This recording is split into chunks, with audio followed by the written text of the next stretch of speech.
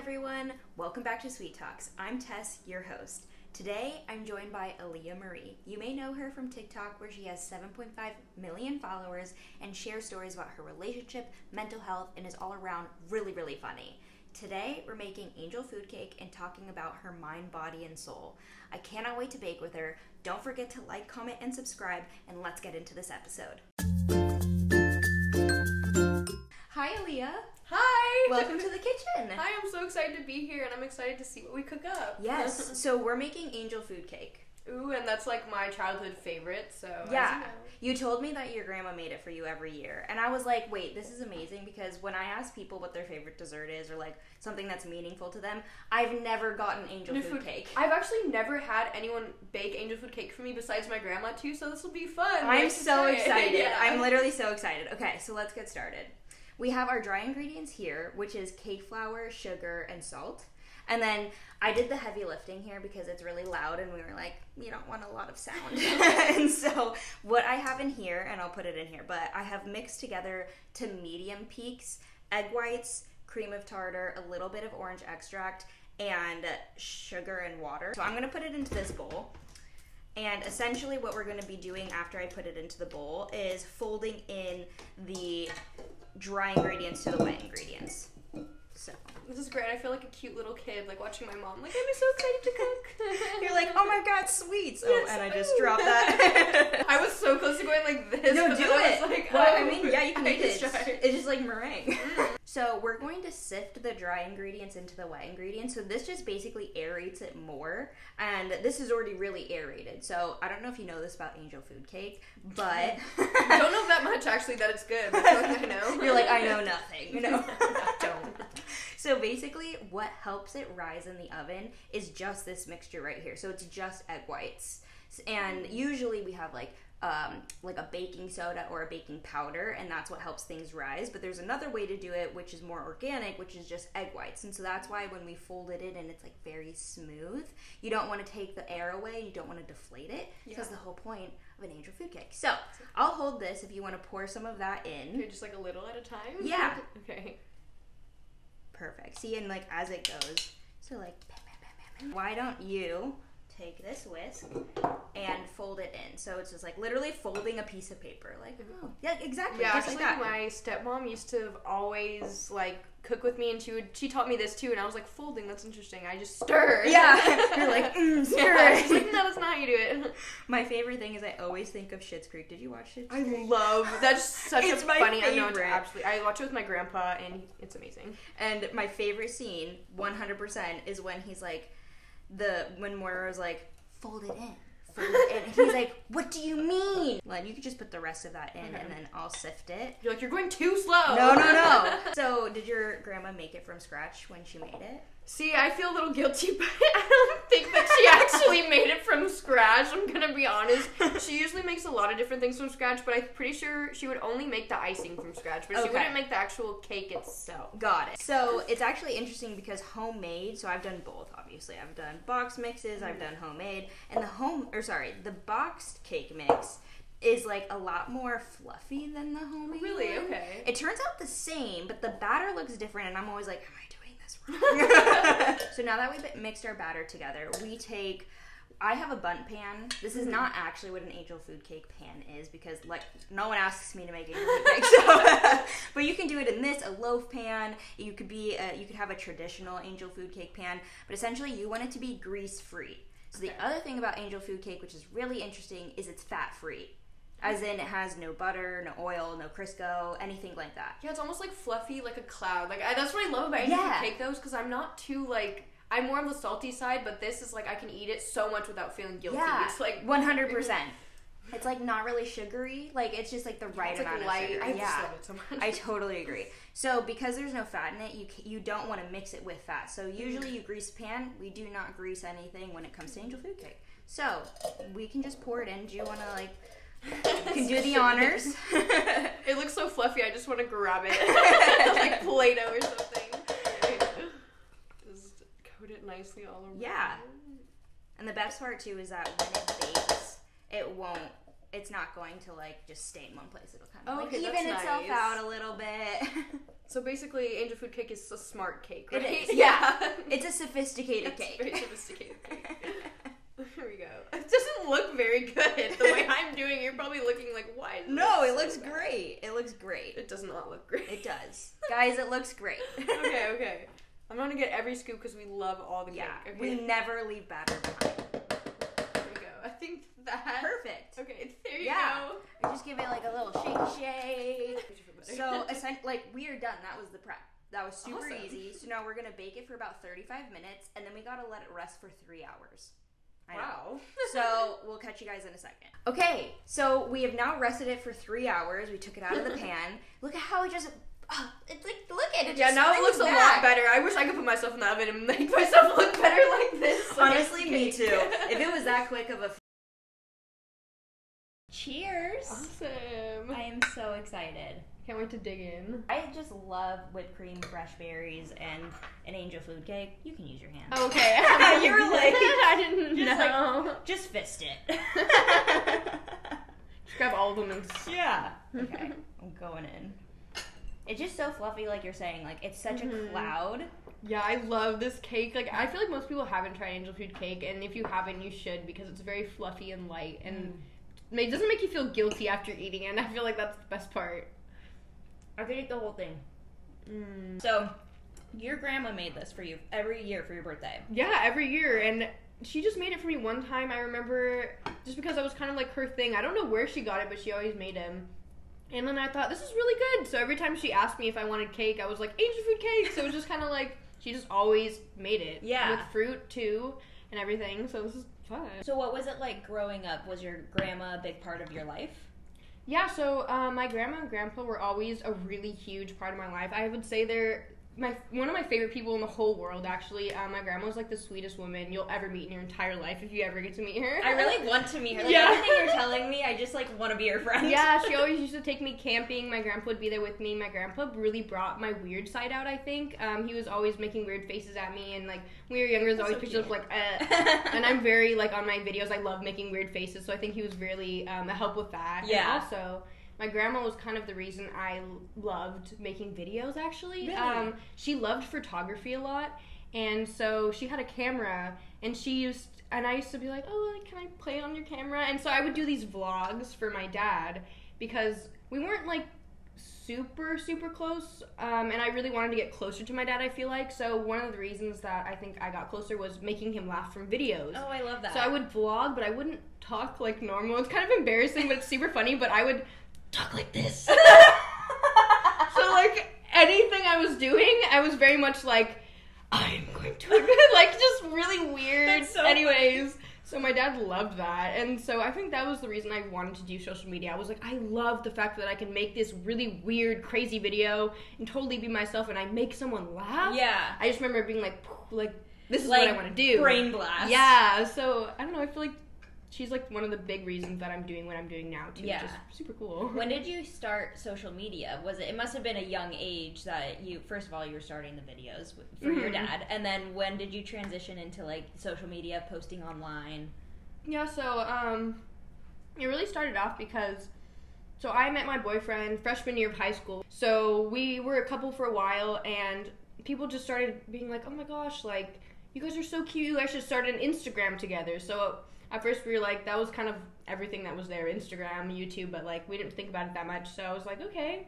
We started a YouTube page, and we started doing little pranks because we thought it was fun, and it started doing pretty good, and we were like, oh, people like care. So my boyfriend, one day, we were growing our Instagram or whatever, and then one day he was like, why don't we just like start a YouTube channel? And I remember just being like, what do you mean? Like, how do you do that? Like, that's not even like, in my mind, I was like, you can't be a YouTuber. Like, to me, that was so, like, you can't do that. Like, what are you talking about? And he was like, why don't you just do it? And back then, let's say we were, it was after we graduated from high school, and so I didn't have that much money. I probably, honestly, in my bank account probably had like $800 or something, Yeah, you know? sure. And right out of high school, I mean, yeah. like, yeah, of course. And so we went to the camera shop, and there was a camera for $600, and I remember thinking, do I really want to just spend all my money on something that I have no idea? And I'm like, yeah. And so for some reasons, and this was so weird because I am not the type of person that does this. I am very, like, scared of money. I'm like, I need to keep money and like whatever. So this was very out of character for me. So already I think the world was kind of like, no, this is like, you gotta just do this. Yeah. So then we started doing that for a while and started doing pretty good. So I remember just being like, oh my gosh, like this is real, like this can happen. And it's always been my dream, so I was super excited. And then TikTok came out. Yeah. And I remember before TikTok was like super big in the US, I remember my boyfriend telling me like, you should start doing this. And I was like, what is on this app? Like, what is this app? Like, I really just didn't. And so I was like, we made this video, and I didn't know about TikTok. I didn't know. We did a video like making out, and I tried to post it, and it was like no community guidelines, obviously, but I did not know what it was. So I was just like, oh, whatever. So I trashed it, never made a TikTok for like a long time. Yeah. And then finally COVID started, and I remember my boyfriend was like, oh, COVID started, and we lost our job, you know, like what are we gonna do? We have YouTube, but like how are we gonna whatever? And he's like, let's just make a TikTok. Mm-hmm. And so I had like already had one just for fun, just to look through. Again, I had downloaded it like a little bit earlier. And then he was just like, let's just make one. So we did, and the first video that he made on his account went viral. So we were like... Wow. When was it? Like, what time frame was that? Was that like 2020? It was just at the beginning of COVID, like the very beginning of COVID, like the first like month. Okay. It was definitely when it happened. And I remember we were like, we were in different houses, and I remember texting him like, it went up another number, and we just kept like, we were just so excited. My whole body was just like, oh my, and I remember telling my grandparents like, I'm going viral, and they were like, they're like, what does this mean? They're like, I don't care, do you want to eat some food? Right. And I'm like, yes, but I'm also going viral. But I don't know, it was super like, I don't know, that was kind of how my whole story started. And then we just grinded every single day. Like, it was very, I'm not trying to make it seem like it was super easy. Like, we did everything we could to be where we are right now. Yeah. Like, we had slept in cars before and stuff like that, because we were like, because we lived in Santa Barbara and we'd get invited to LA a lot. But it was kind of a far drive, and not having that much money when I was younger, I didn't have money for gas, so we'd sleep in our car to like stay longer in LA to collab with more people to you know, branch out. So it was a lot. It was a grind. It was 100%. A journey. Yeah. So I absolutely love your content because you're so confident, and like I will say, like, I have body dysmorphia, so I'm in baggy clothes all the time, and like that's my own stuff, that therapy. But what you do is like, you are so confident in your body, and so how did you find that? Were you always that way? How has it been posting that on social media? What's your experience been?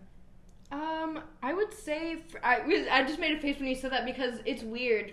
So many people say like, oh my gosh, you're so confident, and I love to portray being confident. Sure. And I must say, like, I definitely I'm confident enough to post my body on the internet type of confident, I guess. Yeah. But like, sometimes I have body dysmorphia too, actually, and I don't really talk about it that much because I'm trying to help people be more confident. Yeah. So but I have times too, and I've gotten surgery on my body. I've done so many things to my face, so it took me a long time to get to even where I am now. Yeah. Like, when I was younger, the way I was raised, I was never really told I was beautiful a lot. Mm-hmm. And I would see a lot of people being called beautiful, and I wasn't. And I remember I was actually usually called the boy. People thought I was a boy. Wow. Because when I was raised by my dad, and he wouldn't dress me up in really girly clothes. I actually had really short curly hair. And that sounds cute. I can picture it. It's like I was cute, but like I kind of had little unibrow. I don't know. I wasn't, so it was weird for me. So I always wanted that so bad, to just be pretty, or I wanted someone to tell me I was pretty. It was kind of like and so it took me a long time, and I think now I just look at myself, and to make myself feel better, the biggest thing is just not comparing myself to anyone else. Yeah. I guess I can say, like, I think I'm beautiful, and I think this person's beautiful, and it has nothing to do with my beauty. Yeah. Like, someone could be absolutely beautiful, but their beauty has nothing to do with mine. Yeah. Because everyone's beautiful in their own way. Like, you are absolutely gorgeous, and I can say I'm beautiful, and we can both be beautiful, and that's okay. You know, like, I feel like that's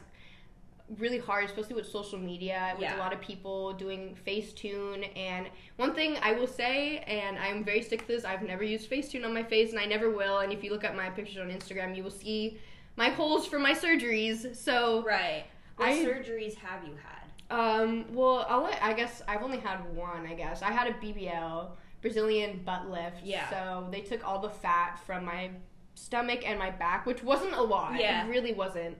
I probably should have waited to have more, but what really happened is I had no hips, so I just filled in my hips, really. First of all, was it really painful? I've heard it's just, like, extremely painful. Also, what I've heard is that when you need to poop, like, you, like, can't. It's like your butt cheeks are, like, cement. I've heard, That's like, so horrible funny. stories. Okay. Well, that wasn't the case for me. I wouldn't say that. It was hard for me. Okay.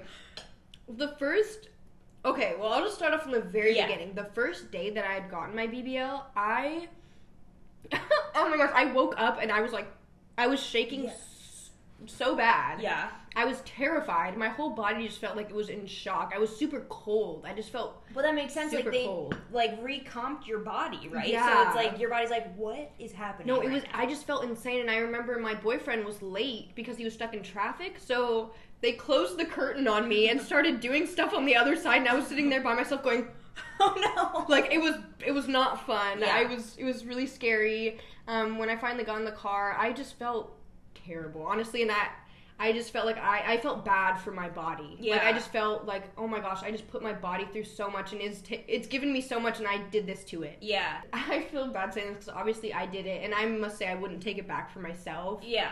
But I just feel like it's just not good for your body. Like, Yeah. I just feel like my body shouldn't have gone through that, if that makes sense. Like, Yeah. I just feel really bad for my body, if that... What no. was the reason for wanting it in the first place? Just, like, being super insecure. I feel like the biggest part was just being on social media. I know that if I didn't do social media, I would not have done it. I think it's just of seeing everybody, beauty standards online, seeing all these other influencers, and I never went big for being pretty. Yeah. I went You're big. beautiful. I need to Thank tell you. You're beautiful. But for me, it was more like I'm funny, which I love. I'm totally grateful that I went good for being funny. But then I started looking at these other girls, and I was like, they're making videos about being pretty, and then I was like, I can't do that. And that really messed with my mind, because I was like, I want to be funny, but I also want to be pretty too now. And so it just really messed with my head. So I got a little filler in my nose. I've gotten lip fillers like 3 times. So I think it's very much just hard. Have you felt like you've gotten more confident with the things that you've done, or do you kind of look back and be like, I wish that I could have done this without the body morphing? Yeah, I mean, if I could go back in time and just hug myself and tell myself that I was just beautiful just the way I was, I really wish that I would have believed it. Yeah. I really wish that I could have loved myself the way I was, and I feel disappointed and a little bit ashamed that I was self-conscious enough to pay for my body to be different. You know, that kind of weighs on me too, because I feel a little guilty for doing that, because a part of me has always told myself I want to be a good influence on my little girl fans or whatever. And I feel like I am not, because I had work done to my body, and I don't know. I feel like... I don't think there's anything to be ashamed about. Like, I understand what you're saying, but I think that I honestly think you're such a good influence, because you're so open. And so... you're saying, hey, don't do this, but you are happy that you did it for yourself. Yeah. Even if the motive was more in a negative headspace, you're still like, hey, I'm still happy with my decision. And I think that's the most important thing, where it's like, you made a decision and you're sticking with that decision, which is something that everyone should learn, especially like just young people, where it's like, don't go back in the decisions you made. So that's huge. And then on top of that, not only are you a role model for those types of things, but also the mental health and the struggles you've gone through. So I know when you told me recently, you know, and you are very open about this, that when you grew up and through your life still now, you struggle with bipolar disorder and self-harm. What was that journey like? Have you been able to find healing? Has social media affected that? Yeah, this is like one of my favorite things to talk about, actually, just because mental health is one thing that I feel like is my biggest thing that really messes with me, I feel like, through life. So, well, I've been through so many things as a little girl, and I've seen so many things that I really shouldn't have being so young. I mean, my mother, which I love absolutely dearly, and she's amazing, but she made lots of mistakes in her life, which caused her not to be in my life for a lot of it. And I had siblings that have gotten taken away from me because of the decisions that she had made, and that was very hard for me being young and losing my sisters and my brothers, because their parents were also incarcerated, both of their parents. So they had to go to foster care. So losing my sister, that was really hard. I think that was the one thing that took a really big toll on me as a kid, because I was like, whoa, that's my sister, and you're just taking... The fact that she could be taken away from me like that was very... How old were you at that time? I would say I was like 10, she was 6. Okay. Because, like, also at 10, you don't understand what's happening. Yeah. So I feel like having someone be like, I'm taking this person away. It's like your brain cannot comprehend what's happening. This person was just there one day and is now not. And you're like, what's happening? Yeah, Someone explain. I was very distraught. I had to go to lots of therapy for that, and I actually started self-harming when I was only 7 years old, which is... And that was before it was even a big thing. I don't even understand how I really mentally was like, I'm going to cut myself. But I just felt like... For some reason, it was helping, because I was like, I'm so angry and I don't want to hurt anyone. My dad would say, throw something, hit something. I said, no, all I can do is hurt me, because I don't know, subconsciously I thought that was helping. And I got really bad in high school, really bad. I started sneaking out every night, which is obviously a super normal thing to do for teens, I feel like. But in my case, I was doing it very recklessly, I guess. I wasn't in good areas, places where I definitely could have lost my life or whatever.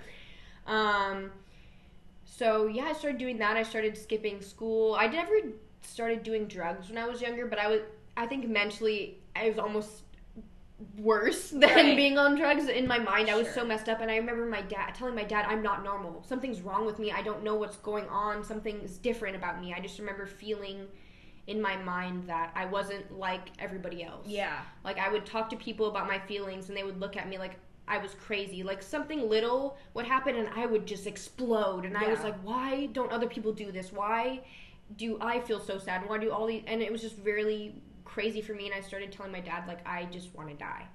I remember I would be shaking on the floor, and I would tell my dad, like, please just let me die. Like, I didn't know what was going on. I was very screwed up in my mind. And so I got sent away to a rehabilitation place. So I stayed there for a few months, and... How old were you then? I was... Also, that gave me chills. That is so sorry. Much... No, don't say sorry. That is so... Thank you for sharing first, and that's just so much to go through at such a young age, for any age. Yeah. And for you to be so young. So, sorry. How old were you when you went to the rehabilitation center? I believe I was a junior. Okay. I would say that going there completely changed who I am, though, and not in a good way, going to this... Yeah, really? I know, it's weird. Okay, so... Before I went, I know I was really weird in my mind and I was really messed up, but I was very social. I loved people. I trusted people. I always wanted to be with friends. And after I had left this place, I was scared of people. I had social anxiety. I never had social anxiety before, ever. I was bipolar, but I was never socially weird, I felt like. And after leaving, I was. When you went to the rehabilitation center, did you already get diagnosed with bipolar disorder? Oh yeah. So we didn't know what was wrong with me actually at that point. They had thought that I had a personality disorder actually. Okay. They thought that, and okay, so this is super random, but the time that they told me that I had a personality disorder, the movie Split had just come out, and so to me, I watched that and I hated myself so much more, because I was like, you're telling me that's how I am. Right. And that hurt my heart so much. Like, I just remember thinking, I'm that crazy. Yeah. That I'm messed up. That really messed with my head, because I'm like, that's not who I am. I'm not scary. I'm not me. But I remember I had a therapist there, and she worked with me every single day and talked to me every day. Her name was Cassidy, I think. And she was honestly the best therapist I've ever had in my life. Oh, she was actually the star of me being there. I think she's the only reason that helped me being there, because she talked with me every day and she really listened to me. Yeah.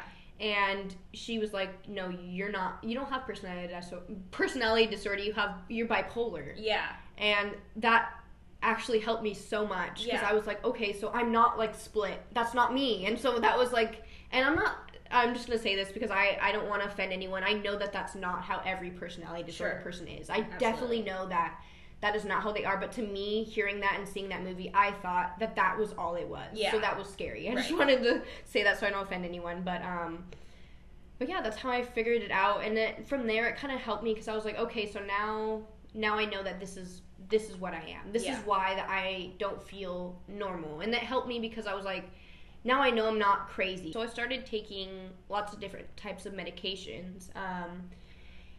And they're very strong. Bipolar medications are very strong, or at least the ones that they put me on. And I started changing personalities every time I tried a new medication, which was very scary for me. Very, very scary. Because I was like, Who am I? Yeah, but I didn't see it, though. That was the scary part. I thought I was acting normal, but my parents were like, why every time she takes a pill, she's acting different?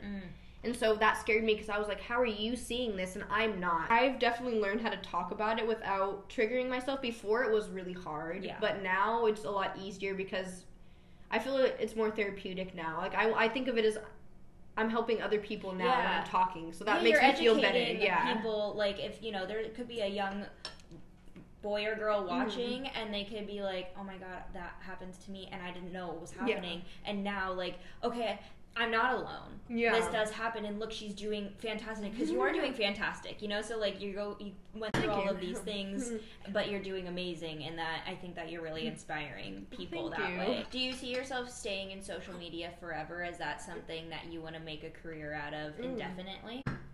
I think I would love that, but I guess it's not really my choice, though. It's true.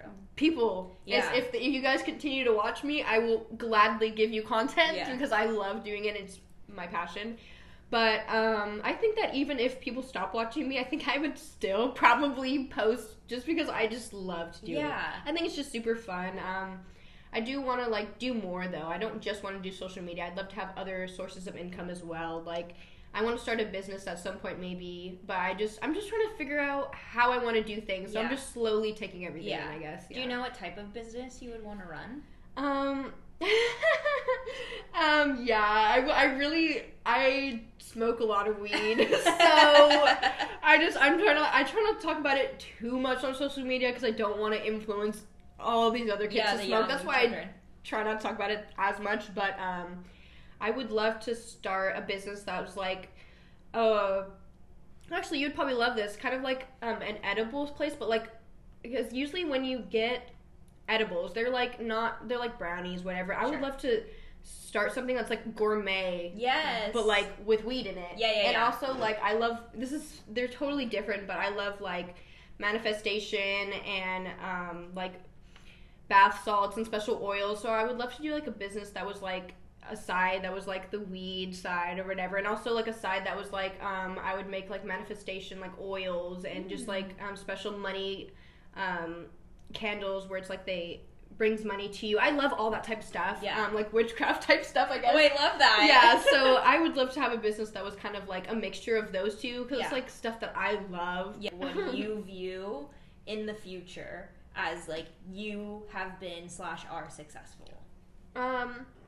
Well, I want a house. I'm not so much of like, I want a huge castle mansion. I actually really don't want a huge castle mansion because I'm scared that someone's gonna be like in my house. And I'm not like, I can't, I'm not okay with that. Oh my god, literally this morning, okay, so Spencer wakes up before me. This is a side note story, but like it has to do with this. Okay, it's not very big in here, but he gets up before me and he usually goes to the gym, but I'm awake before he leaves for the gym. So I'm like getting up or whatever, and then I hear the door close and I'm like, oh, it's like 6:40. I'm like, you usually go to the gym a lot earlier than this. And so I come down, he's not here. I was like, maybe he got back? No. So I sit down, comes back at a normal time, and I was like, what time did you go to the gym today? And he was like, I don't know, like 5. And I was like, I think we have someone living here, because our door opened at 6:40. I was like, it was terrifying. I was like, someone's here with me. So anyway, it's not a castle mansion, but that's super scary though. Did you ever find out like what happened? Maybe it was a different door, down the hall. That's super scary. I was like, oh my god, this is terrifying. Oh no, I would, because we like murder documentaries. I was like, today's my day. No, literally, that's like my mindset. So I wouldn't want like my dream house when I was younger was like a castle. Yeah. But now I'm like, I want like a nice like 4-bedroom house, but like I want a big backyard. That's what I want. I want a huge backyard that I can have like a pool, a jacuzzi, like a playground for my like kids, a swing set. Like I just want like a whole like activity. I love being outside. I've always loved outside. It helps me be more in tune. Actually, that's another thing with my mental health that I need. If I don't go outside, I'm not happy. I need like fresh air. I need like all that. So I just want a big backyard, and I just want to be doing something more than just what I'm doing now. Well, Aliyah, it's been awesome having you here. Literally, you're a breath of fresh air. Thank you for being so real. Like, thank you for sharing all of this with me, and I just can't wait to see what you do in the future. Oh, thank you so much. Thank you for baking everything, and thank you for inviting me over, and I feel like I finally found a new friend. Yes! I need a friend. So oh my god, yes, that's what I wanted. Mental health, baking, friends. That's it. Yay, that's the way to my heart. Yes. All right, cheers. Cheers. Bye. Bye.